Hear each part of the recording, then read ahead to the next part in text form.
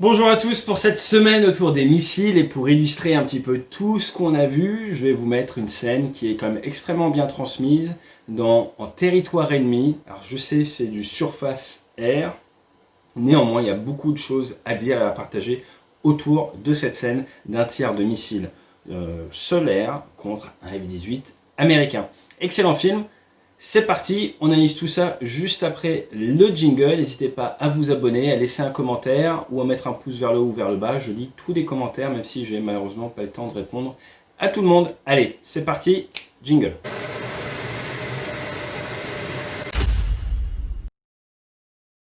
Ça commence très fort dans cet extrait. On a une vue d'un pod, une sorte de pod laser, hein, clairement. Il semblerait qu'il fasse des photos avec. Est-ce qu'on peut faire des photos avec un pod laser? Oui, néanmoins, normalement, il y a des pods de reconnaissance. Qu'est-ce qu'on retrouve ici? Des coordonnées. Nord 42, 30, 57. Est, ok. Ici, ce sont des coordonnées différentes. Altitude, 22 447. Ouais, là, j'ai des doutes. Là, peut-être les nœuds, peut-être. Dive plus 3, là, je sais pas. White hot, je pense que ça veut dire. Ça va être azimut, elevation, l'heure, quelques informations sur le système, ce serait peut-être un cap à ce moment-là. Time to go, 36 secondes, jusqu'à la cible peut-être, avec elevation 1930. Bref, pas mal d'informations, c'est de l'habillage Hollywood, c'est pour faire joli, mais là, il y a pas mal de choses incohérentes. Voilà, donc là on est sur de la très basse altitude pour la reco. C'est bien, mais pas forcément besoin d'être aussi bas pour faire de la reco. Et de nos jours, on a tendance à faire la reco quand même plus haut. Mais c'est de la reco à l'ancienne, qui zoome au fur et à mesure. C'est assez sympa, pas très réaliste. Vous avez vu au début le champ est plus grand, au fur et à mesure il zoome. Et là, accessoirement, il est en virage. Si tu es en virage, ça va être plus difficile de faire des images propres comme ça. Donc, normalement, tu es bien axé. Bon, bref.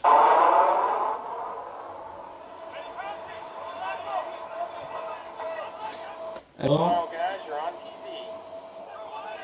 voilà, donc c'est un véhicule de transport russe classique avec de l'armement, du matériel soviétique, du char.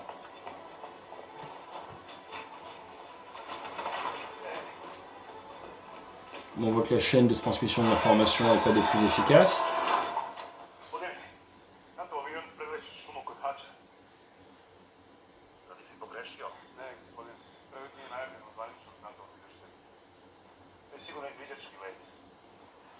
Ils sont forts pour savoir que c'est de la reco.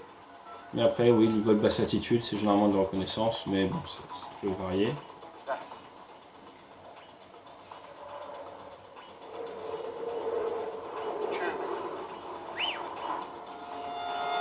Alors, à sa position, s'il a déjà entendu passer les chasseurs, il y a de grandes chances qu'il soit parti.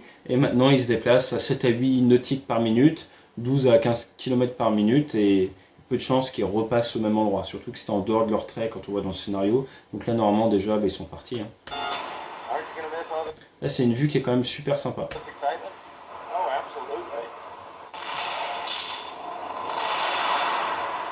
C'est sympa la petite déco custom.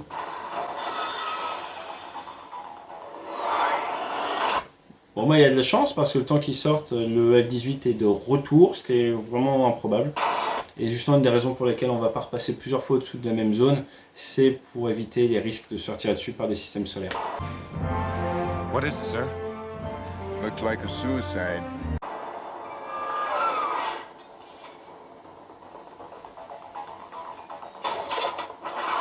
Alors là, on voit clairement au niveau du senseur que c'est de l'infrarouge, c'est du SA13, il y a différents systèmes qui existent. Ce qu'il faut comprendre, c'est que ce genre de système fonctionne généralement en batterie. Il y en a plusieurs. Il va y avoir un radar de veille qui va détecter l'approche de la menace. Et après, derrière, on va pouvoir accrocher au niveau du missile directement. Il y a plein de types de guidage différents. Mais là, dans ce cadre-là, pour faire simple, il semblerait qu'il y ait un accrochage à un radar. Et après, derrière, ce serait plutôt du missile infrarouge. Master Caution n'a absolument rien de tactique. Un Master Caution, c'est lié à un souci dans l'avion, une panne ou autre, mais en aucun cas une menace missile. To be painted, c'est effectivement être accroché radar, une alarme SAM comme ça. C'est assez old school, mais j'ai envie de dire pourquoi pas. Ça voudrait dire qu'il y a une détection d'une poursuite radar continue Encore une fois, avec le SA-13, c'est pas forcément ce que vous auriez.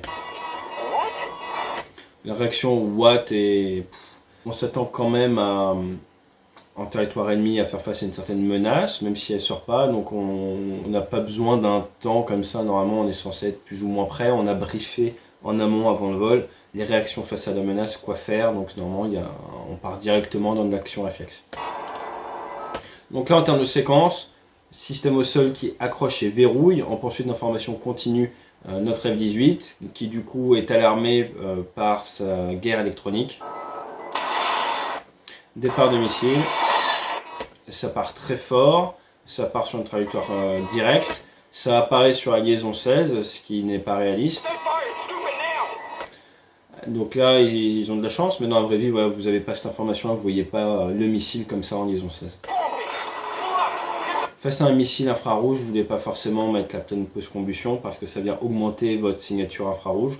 Et généralement, vous allez vouloir aller vers la cible, vers le missile pour réduire votre signature infrarouge. Donc là, partir, monter, mettre pleine post-combustion, c'est on va dire à l'opposé des bonnes pratiques.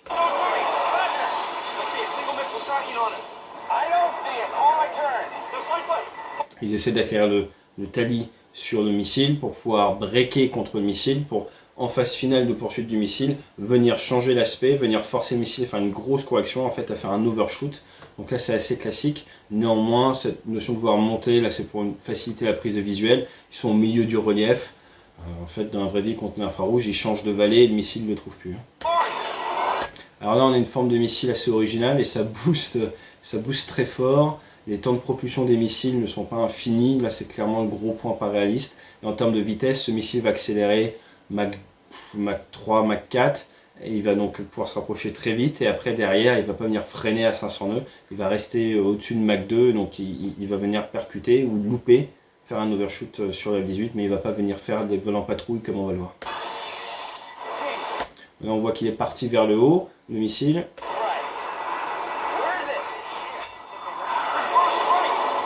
Voilà, notre virage dans le plan de la montagne, c'est plus cohérent.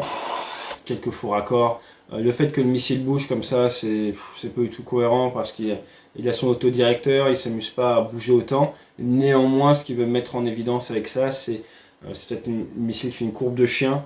Donc il essaye de s'adapter, il adapte ses mouvements au mouvement du F-18, au mouvement de sa cible. Après, vous avez vu la fumée, ça fume beaucoup. Hein. Try to break the lock, essaye de lui faire perdre son accrochage. Maintenant on voit que le missile il suit dans les vallées et tout, encore une fois c'est pas réaliste mais c'est très joli. Au niveau des rayons de virage, alors vous avez vu le virage que vient de faire le missile, ça lui prend énormément d'énergie, normalement à ce moment il n'a plus de booster, donc on ne peut pas faire 36 virages comme ça, après le missile perd trop d'énergie et tape le sol ou s'autodétruit. En termes de vitesse de rapprochement, là on chercherait à breaker vers le missile. Il y a encore les bidons, on pourrait larguer les bidons pour gagner en manœuvrabilité pour ce break, pour essayer de faire un break à 10 G, quelque chose comme ça, forcer le missile à vous louper.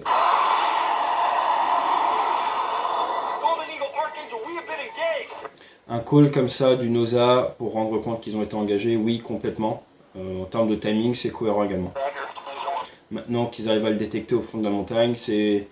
Peut-être qu'il y a un relais ou autre, mais sinon vous pouvez être gêné en termes de portée de la radio. Au fond d'une vallée, vous n'allez pas avoir une super portée, vous allez peut-être pouvoir toucher un AWACS, un avion radar ou autre, mais le centre de commandement ou porte-avions, clairement pas, sauf s'il y a relais. Alors là, il est reparti sur du plein gaz, il envoie des flares, donc missiles infrarouges, enfin des leurres infrarouges. De là à vouloir mettre dans la foulée la post-combustion, c'est pas une bonne idée. No Joy, donc il a perdu de vue le missile.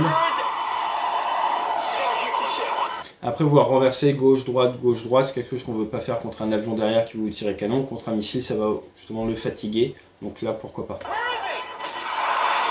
Lose sight to the fight, hein, même contre un missile, c'est important de garder le visuel. La post-combustion et là, le missile qui est toujours en train de booster, qui suit, là c'est complètement pas cohérent. Et en termes de vitesse de rapprochement, le missile lui arriverait à 3 fois minimum la vitesse de l'avion. Donc il sera incapable de faire ce genre de virage derrière. Là pour ajouter au stress et au bruit ambiant, ils nous ont rajouté des bruits de radio derrière qui n'ont pas vraiment lieu d'être. Là, c'est le gros point improbable. Alors, premier missile qui part, qui vous tire, qui vous traque, ça va vous gêner, ça va vous forcer à casser votre énergie pour le defeater, pour forcer l'overshoot. Après un tir de deuxième missile, c'est là où c'est gênant parce que non, vous avez moins d'énergie. Donc une fois que vous avez contré le premier missile, il faut accélérer. Là, ce qui est improbable, c'est qu'ils sont partis dans une direction, ils sont déjà éloignés une fois, ils sont repartis dans une autre direction, et là, on va dire, le domaine de tir de ce site-là est quand même assez restreint, et ils sont quand même assez loin là. Donc, alors qu'ils sont toujours en basse altitude, pouvoir se faire tirer par le même site, et c'est très peu probable. En plus, il vient d'annoncer à 3 miles, il vient d'annoncer à 5 km, donc là, il départ du deuxième missile à 5 km, vous avez vu les vallées, complètement improbable.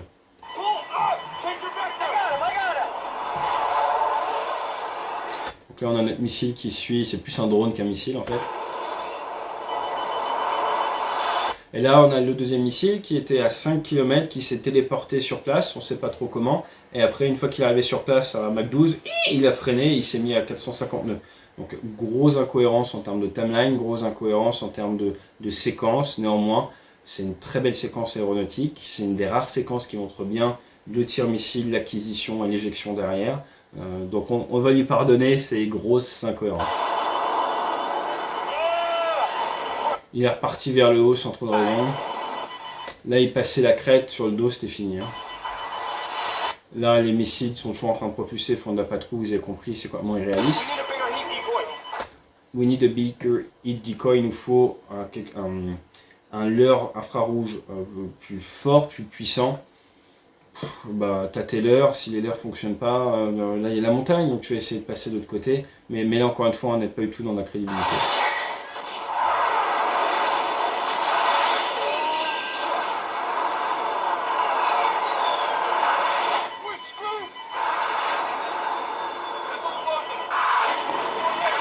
Alors ça c'est très intéressant, le missile qui se balade entre les arbres, non, les missiles et les armements ont des altitudes minimum, donc au contraire si vous voulez leurrer un missile, vous pouvez descendre très bas entre les arbres, il ne pourra pas vous suivre. Le missile n'a pas de petit radar, surtout en infrarouge, pour détecter les branches, donc là, le fait de voler aussi bas, votre missile a de grandes chances de taper la cime des arbres.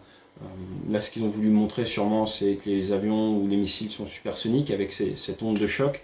Néanmoins là on est en plein Hollywood, mais c'est intéressant. Voilà, le missile ne va pas descendre si c'est le met entre les arbres, et c'est pas un drone de dernière génération qui a de l'auto-évitement, il voit pas ce qu'il y a devant.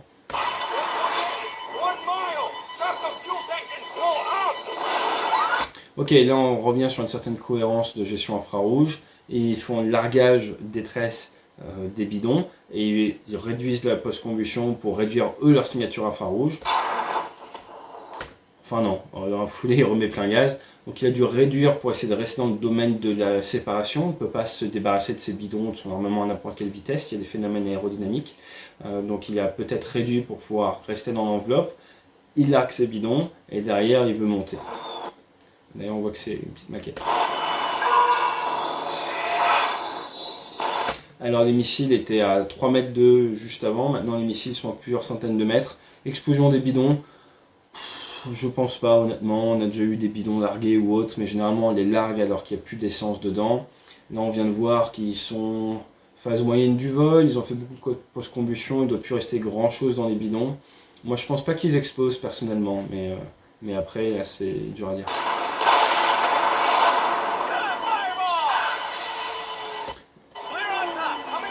Alors avec la vitesse qu'ils avaient, en termes de montée verticale, ils peuvent sans souci monter à 25-30 000 pieds, surtout avec la post-combustion. Là, légers comme ils sont, ils peuvent monter à 40 000 pieds directement s'ils veulent.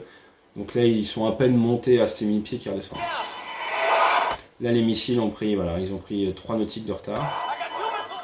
Et maintenant, c'est lui qui est en patrouille sur les missiles. Bah, passe au canon et à balai. Il y a un moment, on est tellement dans l'illogique. Là maintenant c'est lui qui est derrière eux. Les missiles ont perdu l'accrochage forcément puisqu'il est derrière. Ils n'ont pas de senseur derrière. Donc là en français on a joué en plein délire. Là c'est clairement c'est du plein délire.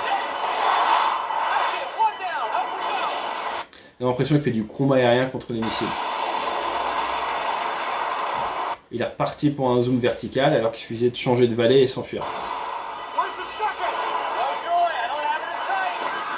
Et donc là, alors qu'il y a vraiment ce qu'on appelle du masque de relief, il vient sortir, il vient presque demander au missile de le requérir. C'est voilà.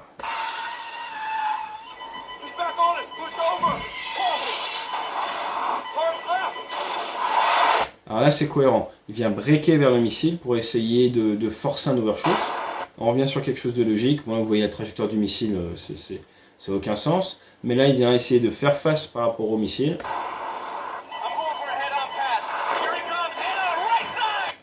Alors, faire une head-on comme ça, pas forcément, mais venir breaker autour. Il aurait fallu qu'il se décale un petit peu, prendre de la vertical, de la lateral separation un petit peu, pour après pouvoir breaker, ça aurait été un peu mieux. On remarque juste au niveau des horaires, 8.33, c'est pas cohérent avec les images du pod qu'on avait tout à l'heure. Et moins 5G, non, ils sont pas à moins 5G. 351 nœuds, 1200 pieds, ils auraient d'être plus haut quand même avec la montagne. Bref, Mach 0,7, c'est pour faire joli tout ça. Ah, c'est une bonne question, pourquoi il met du manche à gauche? Ça aurait été plus logique de mettre du manche à droite. Pourquoi? Parce que le missile étant de ce côté, le fait de mettre à droite, tu gardes le visuel. Donc naturellement, normalement, dans un cas comme ça, tu aurais incliné à droite de manière à garder le visuel du missile. Donc là, c'est pas logique. Là, dans un cas comme ça, regardez, là c'est plus naturel de mettre du manche à droite. Le missile qui arrive, tu mets du manche à droite et tu croises. Accessoirement, c'est pour éviter de toucher de l'aile. Moi je dis ça. Ok, donc là ils ont quelques pannes. Qu'est-ce qu'on voit comme panne? Ils sont à 5000 pieds, master caution. Speed break sont sortis, ils n'avaient aucune raison d'être dehors. Left bleed, right bleed, standby, master caution. Donc c'est des problèmes de moteur au niveau des bleeds. Il n'y a pas vraiment de raison que les moteurs soient touchés pour ça, mais bon. Là clairement, bah, ils ont des soucis, ils perdent de l'altitude. Ils perdent des morceaux, ce qui n'est jamais bon. Ils ont beau avoir les moteurs, des bleeds, bah, il y a toujours la post-combustion qui est allumée. Ils ont perdu un morceau de la dérive, ce qui n'est jamais bon. Et là, ils ont le pire missile du monde qui est de retour pour les achever après 14 recommits, comme on dit. Donc bravo aux fabricants de missiles. Donc là, intéressant, il y a une NOSA, navigateur officier système d'armes, qui demande un break à droite au pilote pour justement venir encore une fois faire face. Il ne faut pas arrêter de se battre. Et là, il n'y a plus d'autorité au manche, il n'arrive pas à se retourner. Donc il demande à tourner, il lui dit je ne peux plus aller à gauche, et l'autre lui dit mais non, break à droite, break à droite.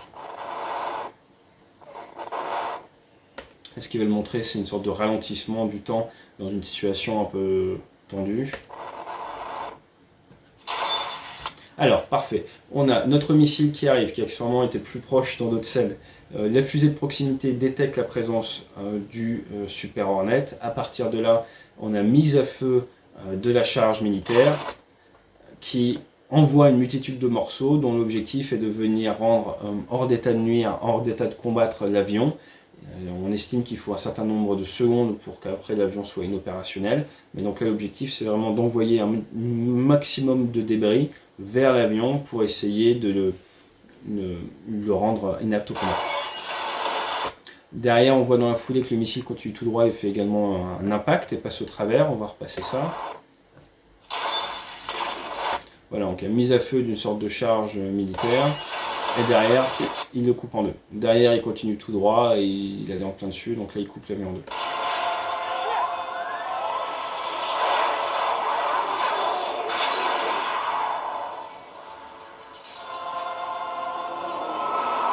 Donc là, c'est pas une situation d'avenir. Ils ont perdu un morceau, ils seraient sûrement déjà sortis.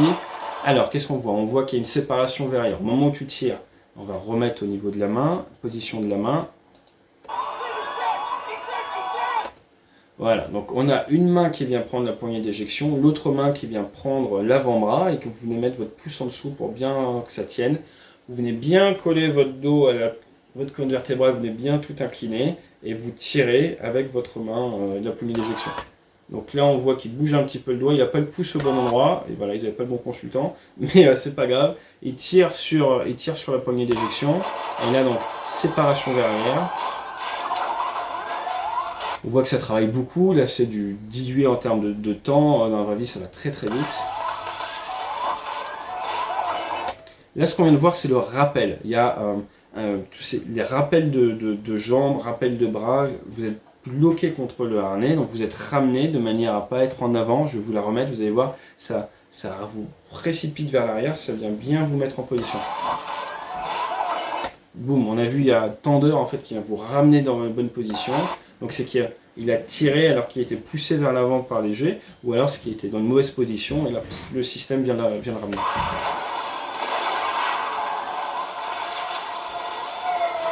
La place arrière part en premier, donc après il y a des séquences automatiques, ça se règle que individuel, place arrière puis place avant, il y a pas mal de systèmes généralement, voilà, place arrière, place avant avec 0,7 secondes d'écart ou c'est variable. Là dans ce cas-là on voit que c'est chacun pour soi, donc c'était la séquence automatique, et là clairement il y a une grosse force centrifuge, donc le pilote met un peu de temps à aller chercher sa poignée. On voit qu'il a sa kneeboard à droite, il vient tirer sur sa poignée, on a la kneeboard qui est située ici, ça ce qu'on voit c'est son pantalon anti-G, il a bien ses gants, ce qui est bien, vous voyez avec l'incendie. Les sangles qu'on voit sont des rappels de jambes, et là c'est parti, donc qu'est-ce qu'on voit? On voit mise à feu du propulseur, ça c'est les rappels de jambes dont je vous parlais, ça va bien lui coller les jambes, là on a ce kneeboard à droite. Et là qu'est-ce qu'on voit? On voit qu'il se blesse à l'éjection. Au niveau des coudes, là on voit bien, on va repasser cette scène, vous voyez, donc il est bien droit, avec les coudes bien rentrés, et ça part vers le haut de manière assez violente. Votre visière, si elle n'était pas baissée, se baisse automatiquement avec l'accélération. Et là on a imposé tout en douceur. Posé tout en douceur du F-18. Voilà pour ça. Donc en résumé, qu'est-ce qu'on voit? On voit que l'idée générale, moi je trouve que c'est une excellente sensibilisation à l'acquisition, au tir, à la conduite anti-infrarouge et à l'éjection. Après, il faut comprendre qu'un missile n'est pas comme ça, que là c'est plus du combat aérien que de la lutte contre un missile. Néanmoins, on a vu qu'il y a une logique vis-à-vis du senseur infrarouge, on a vu qu'il y a une logique de break, de faire face à la menace, d'essayer de lui breaker au visage pour forcer un overshoot. Normalement, elle ne recommit pas, une fois que vous l'avez fait un overshoot, c'est bon. En termes de séquençage, fusée de proximité qui vous détecte, et mise en œuvre de charge militaire, et après éventuellement impact direct, et derrière, séparation de la verrière, départ en autonome ou en séquence des sièges éjectables, et cette logique de rappel de bras, rappel de jambes également bien mise en avant. Donc voilà, j'espère que ça vous a plu, que ça vous a permis d'en savoir un peu plus sur cette scène. Oui, en termes de réalisme, il y a vraiment des choses à redire, mais c'est quand même très très intéressant, et c'est une des séquences, je trouve, qui permet de mieux comprendre ce qu'est une éjection. Donc félicitations quand même au metteur en scène et pour la création en images de synthèse de tout ça, c'est très sympa. N'hésitez pas à me mettre dans les commentaires ce que vous en pensez, et fly safe!